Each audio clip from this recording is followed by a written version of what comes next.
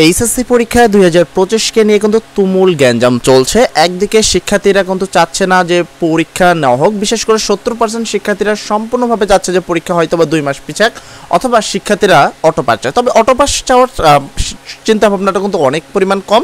Maximum student চায় যেন পরীক্ষাটা 2 মাস পিছায়। কিন্তু সর্বশেষ আমাদের যে শিক্ষা বোর্ড এবং ডক্টর ইউনূস সাহেব তিনি কি বললেন সর্বশেষ সেই বিষয়টা নিয়ে কথা বলার আগে তোমাদের আমি আমার একটা হোম পেজে একটা জিনিস দেখাতে চাইবো।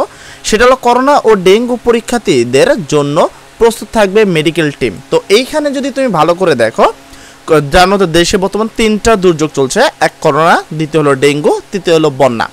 এই 3টার কারণে কিন্তু পরীক্ষা আসলে দেওয়াটা অনেকেই, আর অনেকগুলো বোর্ড রয়েছে যারা কিন্তু অলরেডি, বিশেষ করে পশ্চিম অঞ্চলে যে বোর্ডগুলো রয়েছে, চট্টগ্রামের, দিনাজপুর, ওই যে বোর্ডগুলো রয়েছে ওগুলো কিন্তু তোমার কি ম্যাক্সিমাম ডুবে রয়েছে।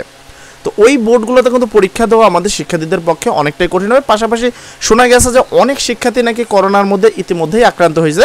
তো যেই সকল শিক্ষার্থী অলরেডি করোনা আক্রান্ত হয়েছে তাদের আসলে শেষ পর্যায়ে কী থাকবে, এই সকল প্রশ্ন কিন্তু করা হয়েছিল শিক্ষা বোর্ডকে, এবং তারা কী উত্তর দিল সেই বিষয়টাই তুমি জানতে পারবা আজকে 2টা নোটিশের মাধ্যমে। সর্বপ্রথম যদি বলি, করোনা ভাইরাস এবং ডেঙ্গু রোগের সংক্রমণের হার বেড়ে যাওয়ায় এইচএসসি বিএমটি ভোকেশনাল পরীক্ষার কেন্দ্র স্বাস্থ্যবিধি মানার নির্দেশনা দেওয়া হয়েছে। পরীক্ষা কেন্দ্রে পরীক্ষার্থীদের পড়তে হবে মাস্ক, হ্যান্ড স্যানিটাইজার রাখতে হবে। একই সঙ্গে ডেঙ্গু বিস্তার রোধ কেন্দ্রের ভিতরে মশক নির্ধারণ ওষুধ স্প্রে করতে হবে। সবসময় সিভিল সার্জন, উপজেলা স্বাস্থ্য ও পরিবার পরিকল্পনার কর্মকর্তারা সঙ্গে যোগাযোগ করে মেডিকেল টিমকে সক্রিয় রাখতে হবে। অর্থাৎ এইটা তুমি বুঝতে পারছো যে আগামী বৃহস্পতিবার থেকে যেহেতু তোমাদের পরীক্ষা অনুষ্ঠিত হবে, এই যে পরীক্ষাটি রয়েছে তারা কিন্তু এই পরীক্ষাটা 100% নিবে।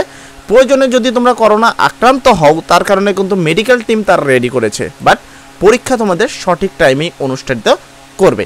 এই প্রসেসটাই কিন্তু বর্তমান পর্যন্ত চলছে। আশা করি তুমি বিষয়টা বুঝতে পারছো। সবাই ভালো থাকবা, সবার জন্য দোয়া করি। আসসালামু আলাইকুম।